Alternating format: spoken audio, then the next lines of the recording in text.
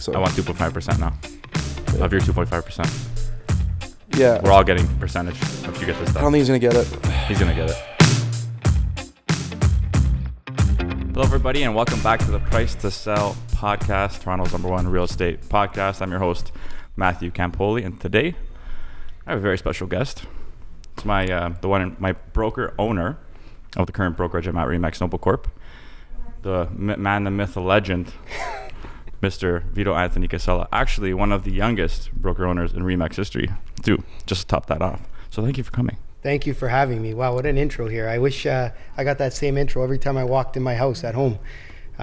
Should I give her some tips? I got to talk. You're going to talk to my wife. I'll give her a chat. You got to help me out with that. No problem. Thank you so much for having me. It's a pleasure. It's a pleasure, especially seeing the way you're flourishing from your realtor role as well into your own podcast here as well. Thank you. Appreciate that. So tell everybody a little bit about yourself and areas you focus on, what you do currently. Okay, let's start. 13 plus years in the real estate industry. I'm a third generation broker owner. It's my grandfather 50 years ago, my mother 30 years ago. And then I got into the ownership role 3 years ago where I branded us into Remax. I was fortunate as well. I'm one of their younger broker owners in their history as well. Obviously the beast that Remax is. And throughout that, I took a lot of what I achieved in the game being a top producer for so many years. And I also developed a coaching background as well throughout this process and tried to incorporate it now into real estate as an owner and help see the amazing agents such as yourself continue to flourish in the game that you're in now, especially with the way this market has transitioned and how you guys have had to adapt as well to some of the unique times. Yeah, definitely. And I think it's huge that you come from such a great lineage to, just carry that name on. So you guys, it's a well-known name in the industry, especially in the GTA. It is. Actually, it's a little, that was the hardest thing coming into it because there's been so much success with it. Yeah. And I'm like, I don't want to be that guy now that messes it up, right? For sure. So I've been fortunate, and I'm always going to say this, you got to have great people around you that help you to get where you are and great agents as well. And the fortunate, the one piece of advice I've always taken is surround yourself by good people, and the sky's the limit. I agree, man. Pride myself on that daily. So I want to get into becoming a broker owner because, a lot of people are just agents. A lot of people just remain agents throughout their entire career. Just the typical salesperson. That's it. For people out there maybe looking to get into that ownership role, what was the reason? What was the drive that led you to taking that leap? I honestly never thought I was going to get into it, truthfully. And, being in the game, selling real estate, especially when, you catch your wind at it, there's a lot of money to be made. I then looked at the other end of the spectrum and saying, do I really want to have to manage? And you sort of have that conception of babysitting people, and then you got staff and you got other bills and costs that you have to factor in. And throughout that process, I also looked at my background, my family, and what they've built as well. So down the road, as I continued to grow, it did become a part of that natural, just sort of passing of the fabric. And there I was now heading into that direction, and all these other opportunities open. What I will say, but is it was a lot different than what I initially expected. You can't be selfish anymore. Yeah. You have to think for other people. Definitely. I have no such thing, which we already factor into real estate. There's no such thing as set hours. You now have to hold yourself accountable to being supportive of your agents and their goals and achievements and understanding what they need to do as well to be where they want to be, plus their clientele as well, right? So you almost have to look at it. You have 3 different businesses now. You have the actual brokerage, you have your agents, and then you have the clients as well, right? And really the best piece of advice I'm going to say to anybody getting into it, I'm going to continue to say, surround yourself with good people, great staff, great managers, great agents, value them, but at the same time, you can't be selfish. Yes, which I think is huge. It is. And coming into your brokerage, I've noticed that right off the bat, the selflessness, you're answering your phone all the time, you're ready to lend the helping hand any time of the day or night, and which is awesome. And everyone just spoke super highly of you coming into the brokerage, and so definitely that. Well, that's a huge part of it as well, is when you get the right core of people, you get the right people in there, it complements everyone. Yeah. So as much as I'd like to take, it's really not. The culture that we've been fortunate to build has a lot to do with individuals such as yourself. Even when you did come over, there was a group of you that came together that only added more value to the brokerage. I think the concept is, I'm in the background, we got to get out of your way and allow you guys to do what you need to do. But the great thing is you guys come in with very good, positive personalities, and it's infectious. It adds value to everybody, not just myself at that point. Exactly, which is amazing. And so obviously you just can't become broker owner overnight. So what would the steps be for someone looking to become or pick up their own brokerage, become a broker of record? What are the steps that are involved? One thing that I did, a lot of homework. Interview other brokerages, understand their processes, interview the brands, really understand what all the brands have to give. Because I'll be the first one to admit it. I wasn't keen on becoming a Remax broker owner right away. I actually, for the longest time, was shifting towards another brand. And then as I got to understand what Remax had to offer, that's where they won me over, because I interviewed all the major brands in the area. I even thought, or in the province, and then I also thought about doing an independent setup. But then when I really got to see what Remax, the power it had to offer in terms of marketing and advertising, that's where it took over. From there, each brand does have its own qualifying process. Remax's was a 4 to 6 month process, where as much as it was me, they had to qualify me and vice versa them, which I respected that as well, because they're not just handing them out like cereal at that point. Which is important. And it is. It is, because you want to know the next person that you're sort of a franchise owner to, they had to be qualified to get there, not just, here you go, here's your license to own a brokerage and you're good to go now, right? Yeah. So also with that is also the background. A lot of people financially don't realize the commitment it takes from obviously Rico and our boards here as well to get that, and a good accountant. Something that we're both are learning right now. A good accountant goes a long way. Yeah, that can go for anybody out there. Yes. Definitely pay for an accountant. Save you lots of money. So obviously taking on this role, you bring in a lot more weight on your back too. Yes. Right? So there's a lot of perks to become broker owner, but is it for everybody? Definitely not. Very quickly, my first 2 months, I got slapped in the face. You go through this initial grand opening, all this cool stuff, Did marketing. It hurt you okay? It hurt. Okay. It hurt. You look good right now. No, it's okay. A lot of ice went a long way over the last couple of years. But no, truthfully, you don't realize what's coming your way because you're still sort of stuck in realtor mode. You're still thinking a little bit more about yourself than you are necessarily, or maybe about your agents and what they're doing. And now you have to have processes in place.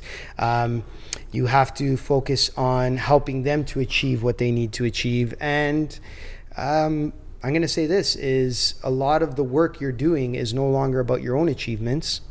It's about helping them to achieve their goals. So throughout this process, like I said, the first 2 months, I wasn't necessarily prepared for that. The other thing as well is, you maybe have to be a little bit more passive on your own business. Yeah. I don't take on new clientele. I only represent my existing clientele because they won't work with somebody else. And that's where things became very different for me, because I had a huge referral network that was still coming through to me, and I didn't have the time to service. Yes. Right? So that's where, to everybody or anybody getting into the ownership game, it will affect you. It will affect your current clientele. So make sure you're ready for it, because there's no turning back once you do it. Yes. And I think on top of that, you have to be ready to train too, and to be able to give value and guide. And you were approached by a big brand to coach, and you did some coaching. Right? So I think that probably carried over. It was a great process as well, because it did allow me to install some, which through our being a part of the brokerage now, I'm very focused on a process. A lot of agents are out there, they're trying to achieve certain successes, but they don't have a process on how to achieve it. So all of a sudden they get a client, they're like, what do I do now? No, focus on the process first, so that when you get that client in your hands, you know what to do now. You have your process. Make it your own. That was the one thing in the coaching background that I had, which I can't disclose who it is, but I was able to focus on developing my own process to now pass on to agents and coach and train. And a lot of that, I bring in similar methods now moving forward to help develop them and help them become the person they want to be in the field. Yeah. Right. So that's one thing that a lot of these owners aren't prepared for, because they just think, let me hire this guy, he'll teach. Problem is, you're the source. Yes. The owner is the one that they trust in, not the random stranger. Which is huge. That's a big part of it. It is. Yeah, and I think that definitely gives you that extra added value, because, and I see it come through you when I speak to you. I see those skills come to light when I ask certain questions. You can kind of see it helps, you know. So trust me, like, I notice the difference because I've had experience in different offices. But another big thing I love, and it's electric is the vibe, the culture. And you've built, you've done the little open concept, the more modern approach, which is cool, and everyone's in there helping each other, and it's like you're in your office doing your thing, but you've kind of created that culture where we're good on our own, which is cool too. So was that like a strategy behind that, or? It was. Okay. Remax gave me the opportunity to travel quite a bit when I first got to Brokerage. I spent some time in the US. I got to see this concept called a real estate cafe. Yes. The beauty of a real estate cafe is it's that open concept, sort of allows people to have that positive energy, good, healthy dialogue, family vibe. Let's not sort of affect each other. Let's help each other. And the beauty of this is, that's exactly what we're starting to see. I did a sort of a modification to it. There is some singular offices still to help out the agents for some privacy. But the great thing is you guys get in there and just network. And the reality is I just want to stay out of your way, because a lot of what happens is organic. Yeah. You guys are working together, hanging out together, socializing now. Relationships have formed, and that's it. Like, I know when you guys need me, I'm there. I just sometimes, as much as I want to step in and say something, I don't want to be the guy that's overstepping. So it's like, I'll wait for you guys to ask. Like, I'll wait for you guys to come, because we're there for you. Yeah. Right. And Pino, I know, is always in. Shout out Pino. Shout out Pino. Pino's always in the middle of it all. So yes. Which I think he's doing for his own selfish reasons, because he just wants to feel cool again. So. I mean, he's okay. He is. Yeah, he's got a lot to work on if he wants to be cool. Yeah. But maybe if he brings back the ponytail one day, we'll see. Yeah, good luck. but yeah, just that was a huge part for me. And I think, although with COVID we're kind of losing the in-office environment or vibe that people might be missing out on, but eventually it's not going to be that way forever. No. And I definitely think that open concept, this real estate cafe type of approach, is wonderful, and it works magic. It's motivate and everything. And a lot of it has to do with you guys. It really does. A lot of it has to do with the agents in the office, because it's a good culture. Mm-hmm. Everybody I've interviewed, I've not taken. Yeah. And some of these guys came with huge resumes, but what I realized is they didn't come with that added value to be able to positively impact people. Yeah. They came with the other way around. It's the I factor. Yes. It's about me, it's about me, it's about me.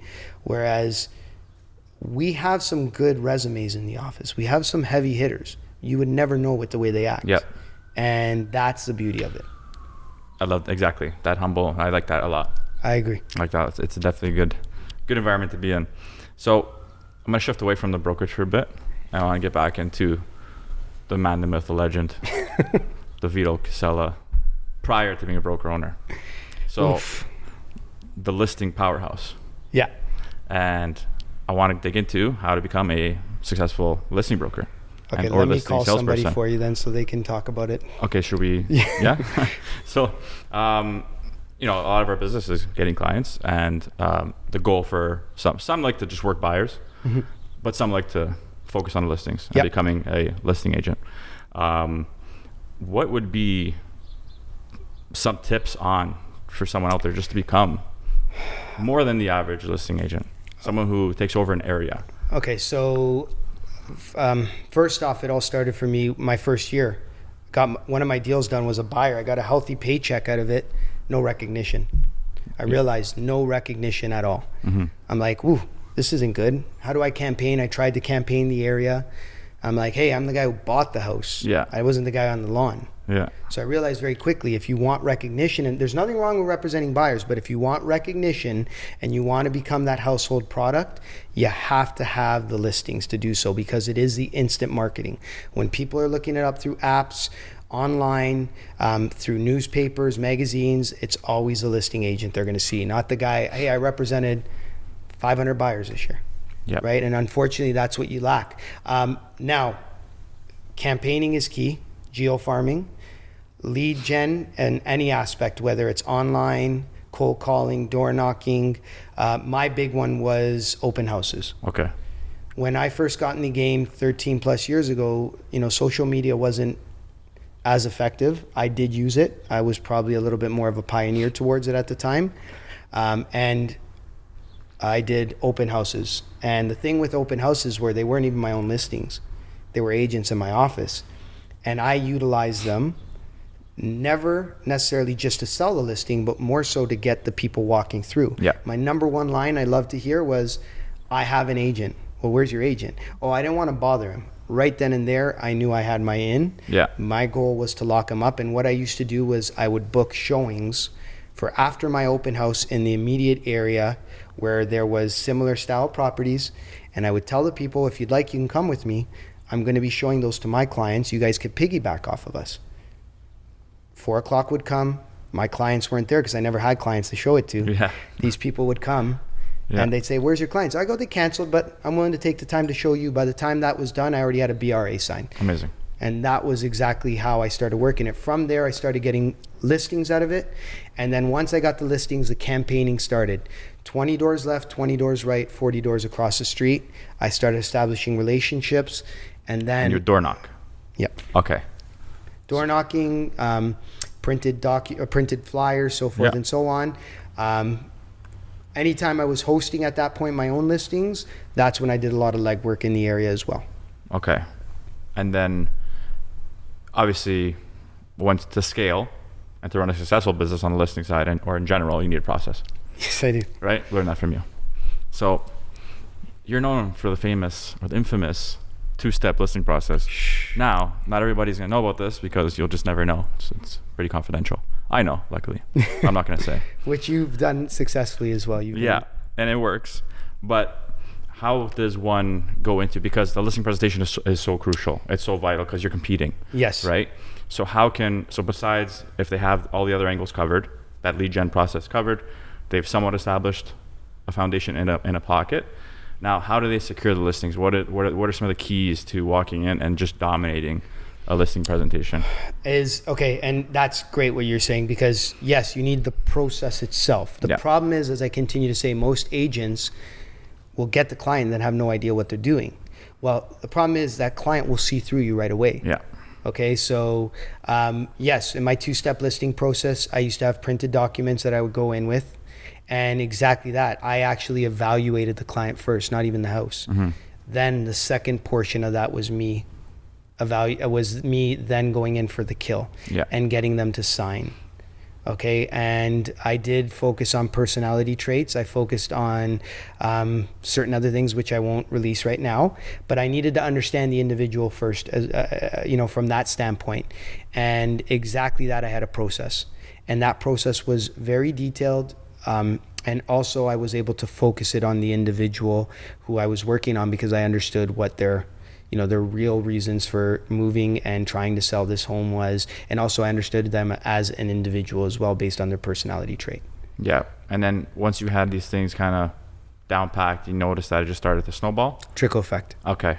And I did a lot of referral based, but the majority of my business was not based on referrals. I had a lot of new business, and that's what a lot of people don't understand, is the power of new business goes a long way. Yes. Right? Yes, referrals, they're going to come. But if you're getting new business, it got to a point, I'll never forget this. One year, I had 18 transactions in a month, and the beauty of it was my process took over. I had no team. It was always just me. Yeah, that's insane. And there were times where I was overwhelmed, but I literally, like, it felt like Groundhog Day. Okay, new listing. Okay, new listing. Yeah. Okay, new listing.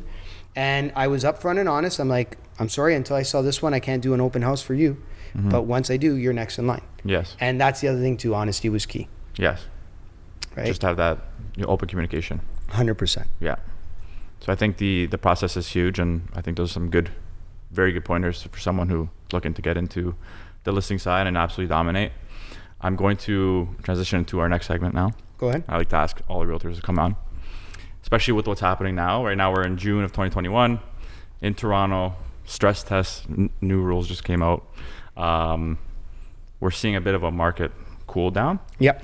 But I just want to get your opinion and maybe your predictions moving into the end of the year and maybe into early 2022, kind of where you see the Greater Toronto market headed. Very unique year. Yep. Some of it doesn't make sense based on obviously what we're seeing going on around the world, and especially in Canada in particular. But I do feel obviously we're starting to see that calm, which was anticipated. It's very easy. I mean, you're seeing the market go up 20% a month. Certain markets were going up 30+%, and you're like, this is not sustainable. Yeah. Right now, I do think we're going to see that calm. We're probably going to see a little bit more stabilization. I'm not necessarily predicting a huge drop by the end of the year, which a lot of people are hoping the stress testing might do so. I don't necessarily think so. I don't really believe that is going to affect the market. What I do think would affect the market is increases in our interest rates. Yes. Which right now we've heard some little chitter chatter about, but nothing major. But what I do think will save our market and continue to keep it stable, maybe not necessarily offer huge increase, but at least keep it stable, will be our immigration. Yeah. Which we know is coming back as we continue to get out of this whole COVID scenario, and vaccines coming into play and so forth, and travel opening up again. Yes. We know doors are starting to open up again in our government to allow people coming back into the country. And what's crazy is we're going to have an increased amount of immigration. It's not going to be a similar number. We're going to see an inflation to that as well. Yeah. So right now I would say stable at least to the end of the year, based on what I'm seeing and based on the dialogue we have going on. I wouldn't be surprised if by March and the spring of next year we start to see a little increased growth again, but I think we'll see a lot calmer. Yeah, and especially, well, you nailed it with immigration, because we're currently dealing with supply, like a supply issue. 100%. We need to build more homes. 100%. Right? And there's already a crazy demand as is. So once you bring in that extra immigration, whenever it comes, just to add on, I definitely agree with what you're saying. Yeah, and to that point with supply and demand, the biggest, obviously, money's been extremely cheap right now to see what people are able to qualify for and the amount that they're able to get. I want people to be diligent, and I do think it's time for our government to open up that development and make it a little bit more accessible, because I think a lot of the driving factor is a supply and demand issue. Yeah. When you're buying one house on a street right now for $1.4 million, and the next week the exact same similar house in that subdivision sells for $100,000 more, that doesn't make sense at all. No, I agree. Right? So that comes down to people that are desperate to buy something. And do you think, just add on to that, because a lot of these crazy jumps in such a short period of time are stem from the competition? Yes. Which comes from the bidding wars. Yeah. Do you think that rules should be changed around bidding wars? I've been in it. Yeah. Yes, definitely should. More transparency. Yes. Some realtors are going to be really annoyed with what I'm saying, and others are going to be very supportive. Anytime you have somebody who is already in the lead buying a house and has just outbid themselves by $50,000 or $100,000, yeah, is not good for anybody. Yeah.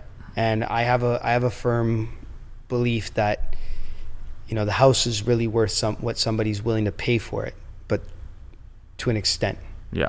Because the other concern I have is, what if they can't close on? That's true. What if they can't afford to close because you push them to a limit? Yeah. Right. So I do think some transparency will go a long way. I think some better rules will come in play too. There's a lot of great agents out there. but there's also a lot of bad agents. Yeah. And that's a whole other segment. Yeah. We'll get that on round 2. There we go. So, okay, it's been amazing discussion thus far. I always like to throw in a little segment at the end. Okay. It's called the 30 seconds to sell yourself. Oh. In this case, you don't have to sell yourself anymore because, you've moved past that point. But let's sell the brokerage. Why? For any agents out there maybe looking to join a new space or an amazing team or whatever it is, why Remax Noble Corp? Because Matt works there. Okay, done. That's short and sweet. Honestly, I'm going to say this much. Wherever to anybody who's in real estate, whatever brokerage you are going to become a part of, number one, make sure you're the priority. Make sure you're the priority in the owners and the management's eyes. Make sure they have a process. Make sure they have the right staff there to support you. And that is something I think we've done a really good job Shout of. out to the girls. That's fantastic. Ladies, you are phenomenal. Best. Pino, we're including you in that one too. I'm part of the ladies. Yeah. That's part of the ladies. But aside from that, make sure the people that are already there, that foundation, you compliment them. You should feel safe. You should feel invited.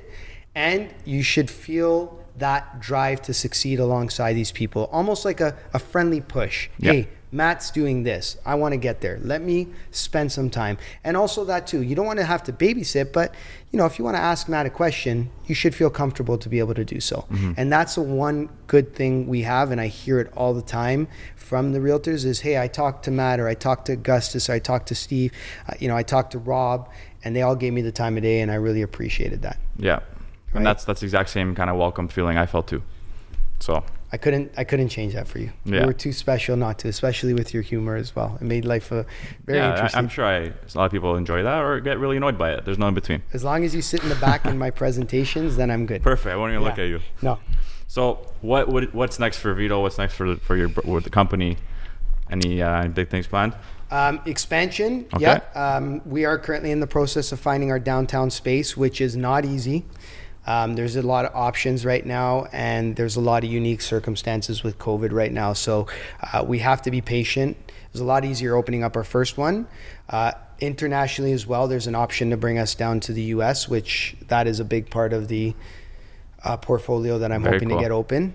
And truthfully, just really thinking about getting back into my male stripping career. Okay, yeah. Did really well with that. Yeah, we're gonna do another episode on that too. Yeah, I worked out that issue with the oils and stuff. I was getting some rashes, but I think I found some good products now. No, truthfully, just blessed to be working alongside really good people, and that's one thing I don't want to get wrong. So anytime we're focused on the growth, I want to make sure like-minded people are coming together. It makes life a lot easier. I could not agree more. And that's it. So for all your brand new fans out there who just instantly fell in love with you during this podcast, where can they find you? Vito Anthony, the realtor, on Instagram. Obviously, I'll throw it out there: 416-799-4413. It's all the single late. No, I'm joking. Reach out to me. I have a lot of realtors that will call, will ask questions. Use me, abuse me, ask away. I'm always open for a discussion. And please, make sure whatever you do moving forward, have a process. Don't wait for the client to come to you first to then figure it out. Yes. Don't lose them. Get that deal done. That is the key. Well, I thank you so much for coming on. It's been an amazing conversation. A lot of value for our viewers and watchers out there. So thank you so much. Thank you, brother. Really appreciate it. And once again, guys, this is the Price to Sell podcast. Stay tuned for much more. Like, subscribe, comment, share with your friends and family, and we will see you very soon.